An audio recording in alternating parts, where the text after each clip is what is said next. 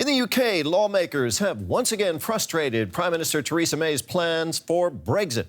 On Monday evening, MPs voted to take control of the parliamentary agenda. They're now to hold a series of indicative votes on the country's departure from the EU in an effort to find a solution backed by a majority.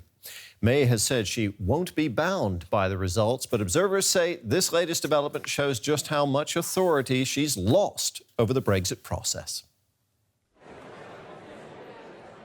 When it comes to Brexit, unusual is the new normal. The latest unprecedented move, a vote by Parliament to seize control from Theresa May's government to debate alternative plans for leaving the European Union. The Prime Minister says Parliament's power play will likely result in more confusion. When we've tried this kind of thing in the past, it's produced contradictory outcomes or no outcome at all. There is a further risk when it comes to Brexit, as the UK is only one half of the equation, and the votes could lead to an outcome that is unnegotiable with the EU. Among the proposals Parliament may consider, staying in a customs union with the EU or cancelling Brexit altogether. The main opposition leader says another option is a referendum on the terms of the exit deal.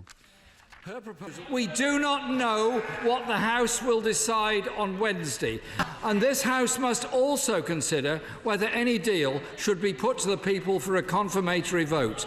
Mr. Speaker, where this government has failed, this House must, and I believe will, succeed.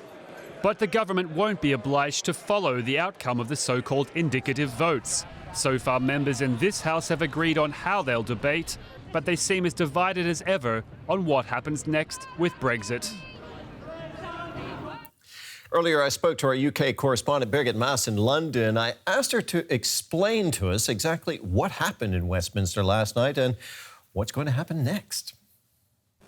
Well, the whole Brexit process is stuck. Theresa May can't find a way forward. So in a really unprecedented move, now Parliament is trying to do this for her.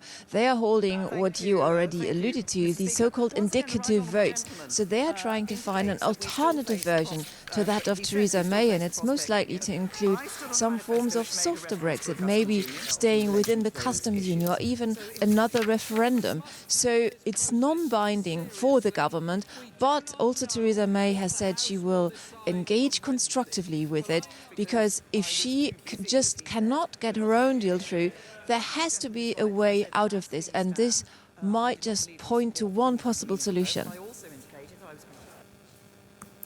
Now, Theresa May is under growing pressure, Birgit, from all sides. What are the chances that she will have to resign? Well, Theresa May really is in deep water, and there seem to be some Conservative MPs who want to see her head roll. There's been such a frustration with her leadership in her own party. Now, others say, well, you might change the captain, but you're still in the same storm and on the same ship. So there isn't yet a concerted action to let her go. We've talked to some Londoners, and let's listen what they've had to say. I don't think now is the right time to change leader. I think that just creates more confusion. I don't think she's led well, but I'm not sure that trying to put someone else in, different personality, I'm not sure what that would achieve at this point. Personally, I really don't think that's going to help matters whatsoever. She's probably got a handle on absolutely everything that's going on, and at some point we do have to trust, don't we? But yes, all a little embarrassing. I would like to see her go almost immediately. I'm not sure whether it would improve things, but I think I'm a Remainer, so I want to stay in the EU, and I want to see someone, lead that will actually consider that as an alternative. Well, you can hear the skepticism in people's voice, because we don't know if anything would actually be achieved, and it's just such a short period of time that's really left at the moment that that it might just not be the right time to change leader right now.